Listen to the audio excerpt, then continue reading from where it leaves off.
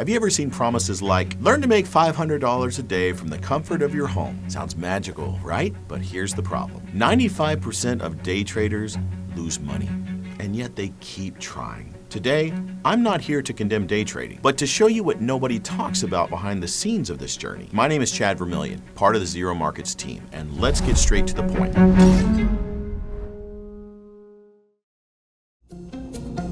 A study by the Brazilian Securities and Exchange Commission tracked over 20,000 people trading day trades for years. The result? More than 90% ended up with losses. And even among those who persisted for 300 days or more, only 3% were consistently profitable. But here's the curious part. Even while losing, most believed they were almost there. This is the illusion of progress that the market can cause. And that's why risk management is so much more important than hitting the perfect trade. If there's one thing winning traders have in common, it's this: they stay in the game. And for that, controlling losses matters more than chasing quick profits. If you lose 10%, you need 11% to break even. If you lose 50%, you need to double just to get back. If you lose everything, you don't come back. So the first goal for anyone starting day trading should not be profit. It should be survival. Or, as many say in the market, first see the break even. Break even is that balancing point where you stop losing, you start trading neutrally, and only then build consistency. We like to believe we're in control, but day trading activates the same dopamine circuits as gambling. Win once,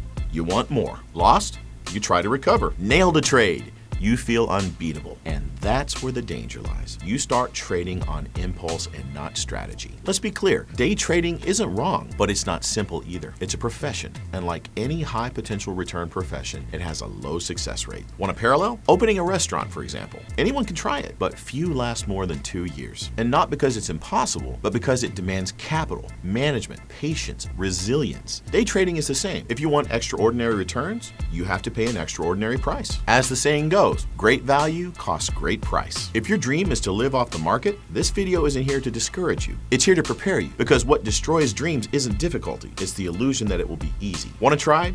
Go for it. But start with the right mindset. Capital you can afford to lose, risk management from the very first trade, an expectation to learn, not get a paycheck immediately, a long-term vision. Those who don't try definitely don't succeed. But those who try without strategy break on the way. If you truly want to follow this path, study risk management before technique. Build a plan to reach break even. Set learning goals monthly, not profit goals. Diversify your market exposure. Swing trade, long-term portfolio, analysis, macro reading. You don't need to live only from trading, but you do need to live long enough to learn. The financial market can save lives, but only for those who stay. And to stay, you must stop romanticizing the start. You must understand the game. Start small, control your risks, and above all, learn faster than you lose. If this video helped you see day trading more clearly, please like below. Subscribe to Zero Markets channel and turn on notifications to get upcoming content. And don't forget to share with friends who need a deeper understanding of this topic. Comment below,